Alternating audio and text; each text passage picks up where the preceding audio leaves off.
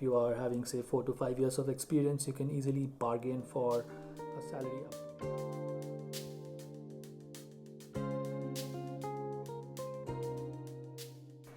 Hey guys, welcome back to my channel. This is Ritwik, and if you're new here, consider subscribing because my goal is to bring you to Germany and make your transition from your home country as smooth as possible. So in this video, it's going to be a little personal, and I'm going to let you deep dive into my journey from back from my home country to Germany, and let you also know how I made the transition. And if I can do it, I believe you can do it as well. So stick around and let's see what my journey was like.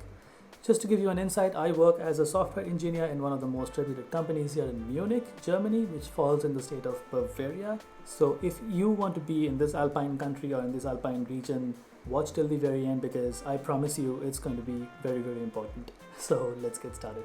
So the first question that I had to ask myself before I even made the move was, why Germany? Why did I choose Germany? So when I wanted to relocate outside India, I had a few options. I had Canada somewhere up north, Australia down under, and in between was this European region of Germany, which is a little cute, and no, cuteness was not the factor.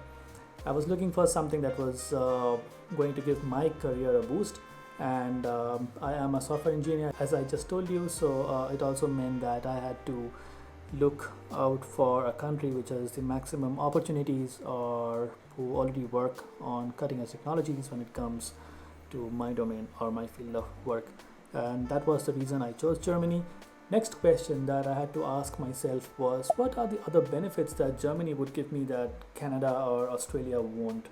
And there are many, and the most important one that stood really out for me was the fact that there's a thing called Workers' Council in Germany, which stops you from getting abused at work, which means your managers cannot really ask you to work 15 hours a day on a regular basis because there's someone sitting on top who is watching what your managers are doing and telling you, and if you happen to work for more than 10 hours a day, your manager does get an email saying that has to stop, otherwise we'll fine you. So yeah, in a way you can say improved work-life balance than what I already had back in my home country. So now you have thought about coming to Germany, but how do you really get to Germany? And that's also important, right? So as like anybody else, I was also frantically looking for jobs around different websites. In Germany, you already know the presence of Xing, Xing is huge. There's LinkedIn, there's Glassdoor, Stack Overflow, and other startups like Honeypot, Talent.io, etc. I got a job through each of those portals, but the one that I accepted has a different story, which I'll talk about on some other story. But yeah, I did frantically apply to more than 100 jobs for sure when I was in India. And in Germany, know one thing, it's very common to get rejection emails within 2 or 3 days of your application, and they'll be very, very generic. So I got emails like, hey, your profile was great, we liked your resume, but we found somebody better than you, or we found somebody who better suited our requirement. And I was like, well, I cross every checkbox of your job description, so where did I err? And honestly, you didn't err. The problem was, in Germany, when you see a job description out in the market, according to German laws, they are supposed to look for internal employees who they can hire and put in those positions for a span of 30 days before they can even think about looking at external resumes. So thus the low acceptance rate. And I didn't know that till late, because I now started recruiting in my company, so I know what the internals are like. But yeah, that's the process. But do not really get disheartened. You were not the reason for your rejection. It was external factors, unless you do not check each of those check boxes. Second criteria is the language requirement. For software domain, it's not really a must or a mandatory stuff to know German, but for many other profiles you do require German. One quick tip that I can give you is, when you're looking at this LinkedIn posts or Glassdoor or Xing posts, if the job description is written in German, that's your first sign that they require German speaking candidates, and if you're not one of them, you'll not get through. Second point to keep in mind is somewhere in the job description, probably in the bottom, they do write that you should be orally confident, or at least be able to speak business fluent German. That means you do not really need to speak those huge words, but at least you should know how to communicate in German. So if you also are of that level, why not just go ahead and apply? But if you do not, I would stay away from them, because I know that I'm going to get a rejection email in 48 hours. That brings to the next question: did I know German? And the answer is no, I don't. I still don't, and I did not back then as well. But yeah, I did not know German, even though I cracked 7 to 8 job offers, purely because they were all international companies and they did not require German as one of their requirements. And if you're into software, you don't really talk to customers outside, so German requirements do come down a little bit. But it's not in all the places, it's only in the international companies. So if you're applying, I would really suggest that look out for those international companies who are also present in Europe or Germany. Next is, what was my interview process like? So out of 8 interviews, 7 were pretty similar. So initially I got a call from the HR and they talk to you for about 5 to 6 minutes to gauge your personality and find out if you're an interesting person or what do you bring to the table. And if all goes well, then they promote you to the next round, which is going to be a technical round. So the next round is generally a coding challenge round that majority of the companies will give you. For me, yeah, all the 7 companies did give me a hacker rank link, and I was supposed to revert to them with the solution. It can either be a zip file or I can upload it directly on GitHub and then share the link of GitHub to them.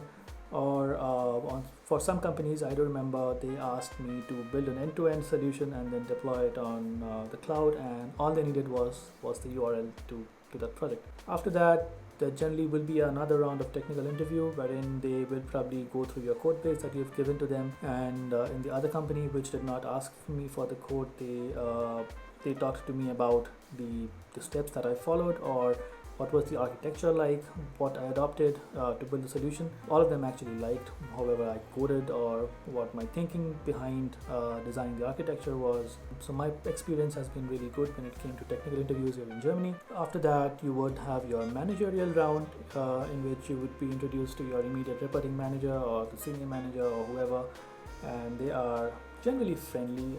They also ask you all sorts of HR questions like why Germany, why did you come here, what's your motivation, or what do you bring to the table. They are mostly interested to know you as a person, and they want to make sure that if these guys are investing in you, that you stay around for a long time with them.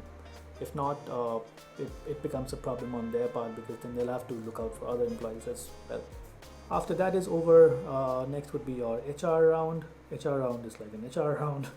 Again, same questions, and also what gets added on is your salary discussions and obviously your other negotiations that you want to do with the HRs, like relocation support, etc. So in Germany, salaries do vary from city to city. Mostly down south or west Germany, the salaries are a little higher. If you compare it with the salaries up north and east, like you would probably earn more in Munich than in Berlin, because the lifestyle and the standard of living is pretty high in Munich than in Berlin. Example, your rental markets in Munich or Cologne, they are shit expensive if you compare them with Berlin or I don't know, maybe even Frankfurt for that sake. So it depends. If you are on the Western German side and if you are having say 4 to 5 years of experience, you can easily bargain for a salary up to 55 to 60,000 euros. But if you go north towards Berlin, that might come down to 50 to 55. That would be your range. In Munich, you can even actually go higher and ask for 70 to 75, and that's also doable. But also remember to keep in your mind that's the HR round, and they know tips and tricks to bring that salary level down. So watch out for that. Bargain as much as you can, because once you get a salary in Germany over the years, there's no 10% or 20% revisions on top of that. Your revisions would be probably 2% or 3%, which is not much. So if you're coming in from the eastern side of the earth, like India, 15%, 20% on your annual salary hikes every year. Doesn't work this way in Germany. So get your initial salary well negotiated and make sure it's above the threshold that you want. And the second part of the discussion is your relocation assistance. If you're coming from abroad, you would ideally want your employer to sponsor your relocation, which would mean your initial house search in Germany, your flight tickets if they are willing to give you, your visa fees can be reimbursed.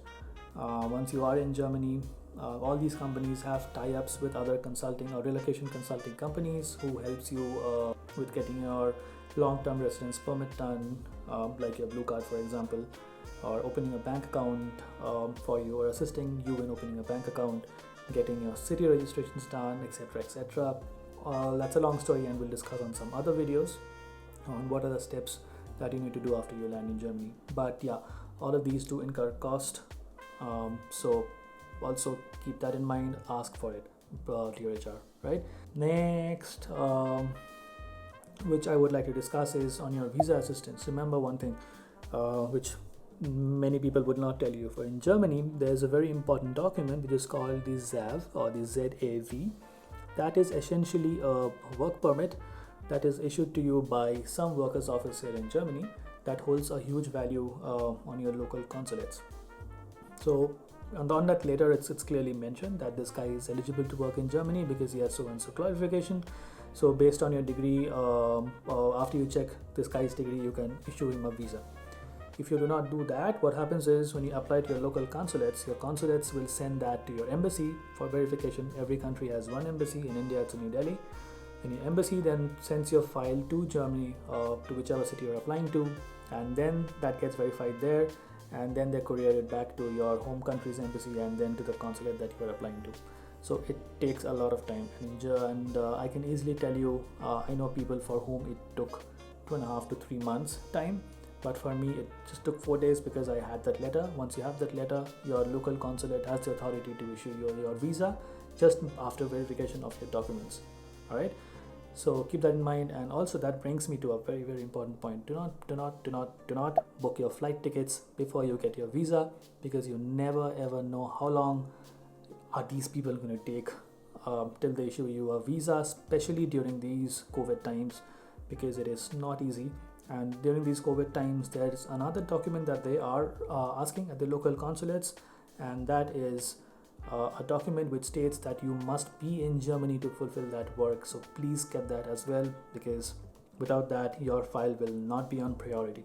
All right, so get that document. It's a special document issued with on the company's letterhead on favor of you, which says that I need this guy to be in Germany to fulfill his duties, and he cannot work remotely. Get that sorted as well. Right, so that'll be the end of this Germany episode.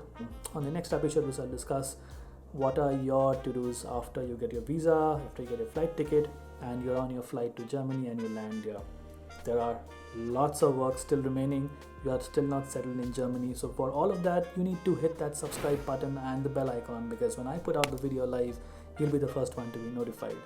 So till then, stay tuned, wait for the video. It'll come out real soon. So peace out. Ciao, ciao. Bye-bye.